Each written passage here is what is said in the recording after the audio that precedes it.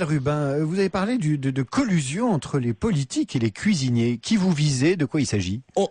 Alors, d'abord, pour investiguer sur ce milieu de la gastronomie, c'est très difficile. D'abord parce qu'il n'y a pas eu tant de livres que ça sur le domaine. Il y en a eu quelques-uns, mais très peu. Donc ça reste une terra incognita. C'est toujours difficile de défricher. Ensuite, c'est le véritable règne du off. C'est-à-dire que ce milieu-là, il déballe tout, mais toujours avec le off. Vous êtes journaliste, vous savez très bien que le off, à un moment donné, on ne peut pas l'utiliser plus que ça. Vous parlez même des réseaux maçonniques des chefs. Alors ça, vous nous faites le coup de la franc-maçonnerie des chefs mais ça n'est pas la franc-maçonnerie. On reproche pas aux chefs d'être francs-maçons. On va prendre un exemple.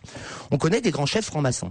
Ces grands chefs, par des réseaux qui sont avérés, avec le guide Michelin, passaient régulièrement, parce que ce sont des réseaux, mais moi je n'ai rien contre la franc-maçonnerie, je dis juste que c'est un réseau comme un autre, tant mieux s'il existe. Simplement, au sein de l'avenue de Breteuil, du siège du guide Michelin, eh bien, ça faisait passer la plupart des chefs maçonniques avant les autres, et on a vu comme cela tout un tas de bistrots qui avaient ouvert 6 mois avant, écopés d'une étoile, et les autres, eh bien, attendaient une dizaine d'années. Et les preuves sont là, c'est vrai. Alors c'est quoi? C'est pas un reproche, c'est juste un constat. On n'est pas forcément dans le reproche.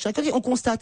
Voilà aussi ce qui pervertit le système Michelin. C'est-à-dire que il se veut le parangon de justice, le chevalier blanc depuis des années, et finalement, quand on creuse un peu, c'est pété de contradictions. C'est souvent ces contradictions qu'on lève.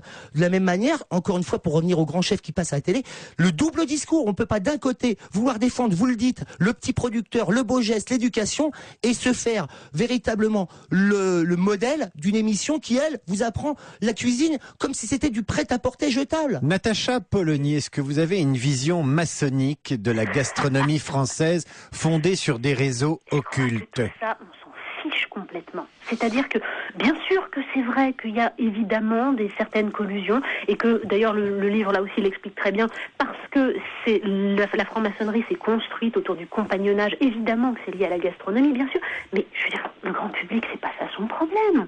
Et pourquoi ça ne serait pas? Quand vous parlez de la question... Mais pourquoi ça ne serait pas son problème? Tout simplement, je m'explique. Parce que quand vous parlez de ces chefs qui transforment la cuisine en quelque chose où on pourrait en 3 semaines devenir grand cuisinier, ce qui est la négation de leur propre métier, à côté de ça, dans tout votre livre, vous nous expliquez, il y a toutes les pages quasiment, que la cuisine française est recroquevillée sur elle-même, que attention, il ne faudrait pas devenir le village gaulois. C'est-à-dire qu'on a l'impression qu'il y a une trouille de ce qui pourtant... Mais pas du tout, vous confondez la modernité. Ne parlez pas tous les deux en même temps. Pas du tout, il y aura du rab pour chacun. La capacité à comprendre que l'acte alimentaire, d'abord, est un acte culturel. Or ça, il y a une espèce de négation de ça dans tout le livre.